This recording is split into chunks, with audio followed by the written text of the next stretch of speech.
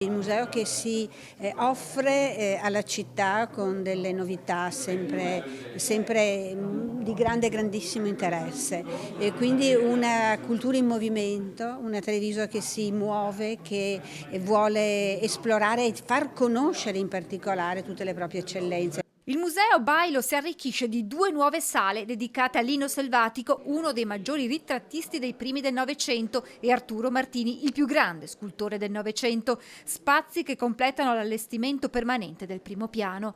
Il percorso museale vede così oltre 90 nuove opere, 16 sculture di Martini, 57 lavori di Selvatico, dipinti, grafiche, abiti e ceramiche, fino alla grande mappa di Treviso del 1917, la celebre veduta a volo d'uccello sull'abitato cittadino realizzato da Antonio Monterumici. Queste opere sono dei veri capolavori che integrano il percorso esistente e permanente, soprattutto dando grande qualità e innovando il nostro percorso. Spicca nel nuovo allestimento il grande gesso che rappresenta il Tobiolo, opera unica realizzata da Martini nel 1933, avvincente il suo percorso collezionistico che lo vede dal 2002 esposto nella sede di Veneto Banca a Montebelluna. Questa è una sorta di restituzione, se volete, alla collettività che ha vissuto in maniera traumatica a volte quelle vicende. Bailo dunque sempre più il museo di Arturo Martini. Io continuo ad insistere sul fatto che il Museo Bailo deve chiamarsi GAM Bailo, ossia Galleria d'Arte Moderna, oppure se volete, se preferite, Galleria Arturo Martini, Museo Luigi Bailo. Dal sindaco l'invito ai cittadini ad essere i grandi protagonisti della cultura, invito allargato a chi spende il proprio tempo in altri modi. E magari potremo invitare anche certi ragazzi che il sabato pomeriggio